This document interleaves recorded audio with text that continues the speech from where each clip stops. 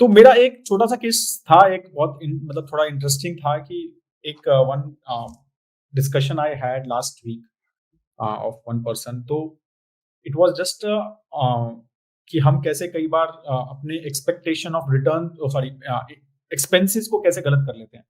तो that person was working in Singapore, और तो 3 साल पहले मेरा उनके साथ सेशन हुआ था।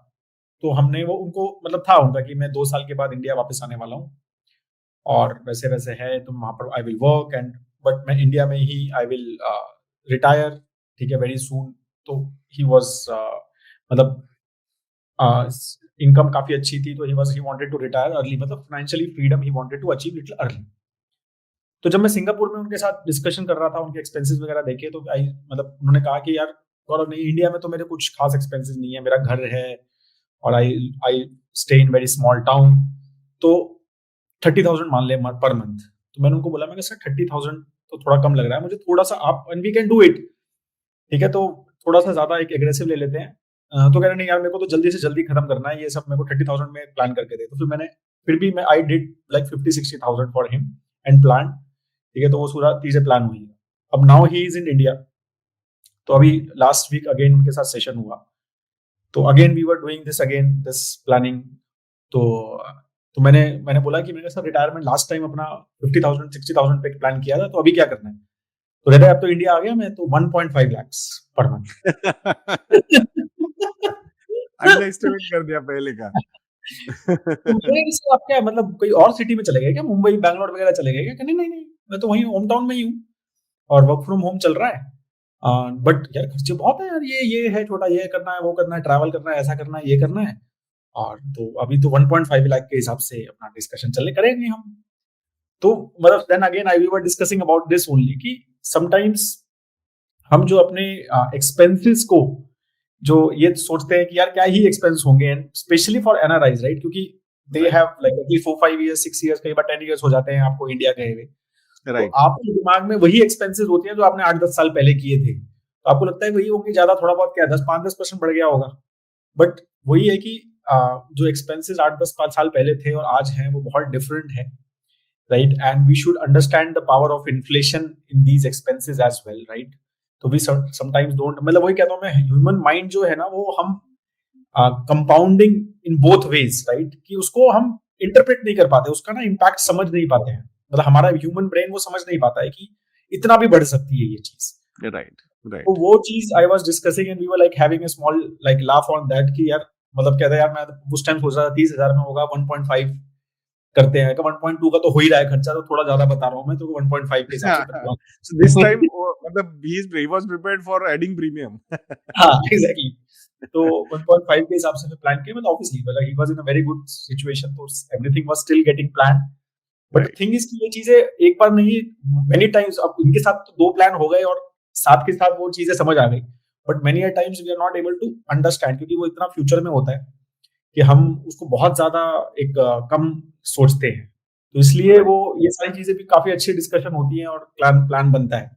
तो ये भी when you are making a plan, when you are discussing about it, तो ये चीजें थोड़ी सी you should think about all these thing कि यार इतना एक्सपेंस हो सकता है, राइट। ऐसे चाइल्ड एजुकेशन में भी कई लोग कहते हैं 5 लाख रुपए सर, 2 लाख रुपए, 5 लाख, 10 लाख रुपए, तो then we have to understand कि नहीं इतना नहीं है, ऐसा है ऐसा। मतलब आई हैव डन कि मेरी जो हमारा जो टेम्पलेट आता है परिमल, ऐसा भी हुआ है कि किसी ने चाइल्ड एजुकेशन में 15-20 लाख डाले हैं और डिस्कशन करते करते करते करते वो 50 लाख हो गए। हाँ यार 50 कर दे, तो सही कह रहा Right. Right. है।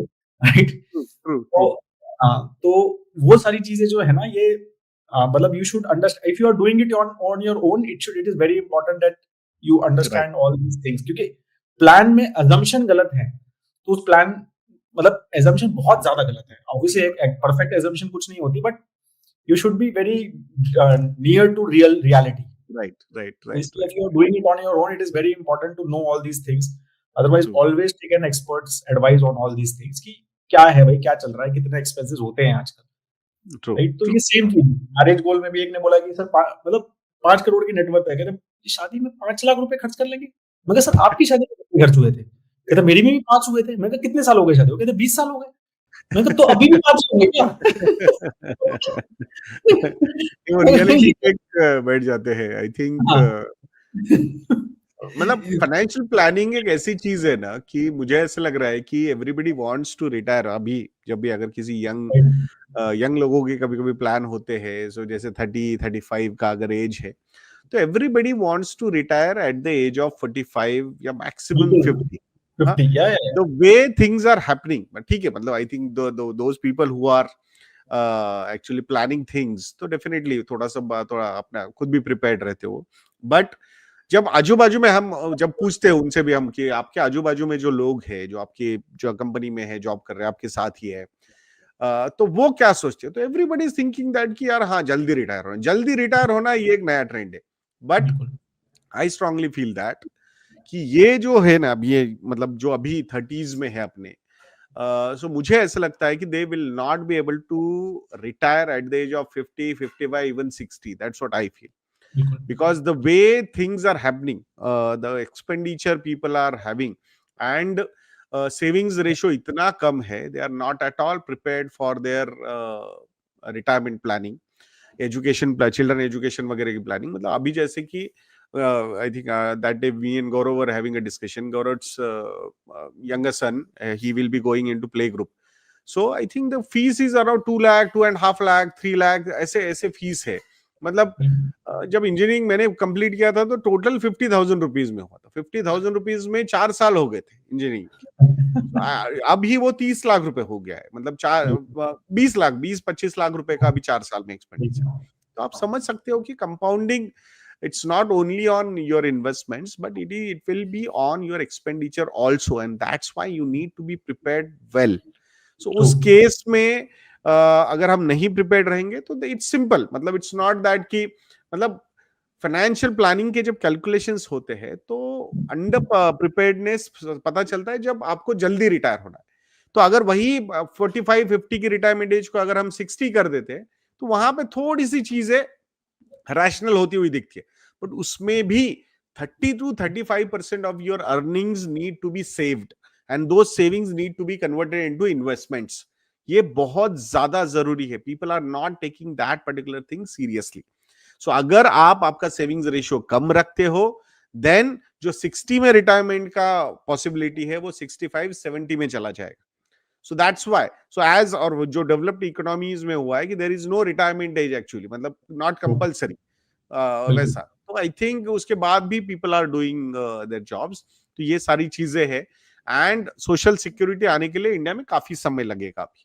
तो 40-50 साल लग जाएंगे, 60 साल भी लग सकते हैं. मतलब अगर हम डेवलप्ड इकोनॉमी हो जाते हैं और सस्टेनिंग हो जाएंगे, जो बोला जा रहा है कि अगले 30-40 सालों में हम हो सकते हैं, तो I think till that time everybody wants to retire, at least जिनके साथ हम डिस्कशन कर रहे हैं. सो आई थिंक उस केस में, क्योंकि डिस्कशन किसके साथ हो रहे हैं, 30+ लोगों के साथ हो रहे हैं, उनको 45-50 में होना है, मतलब अगले 15-20 सालों में रिटायर होना है. तो उस केस में आई थिंक जिस तरीके से चीजें लग रही है, आई थिंक इट्स बेटर कि you should start saving more. 30% plus तो सेविंग्स होनी चाहिए. And I think that will give you a good cushion on all your long-term financial goals without compromising any of your lifestyle expenditures.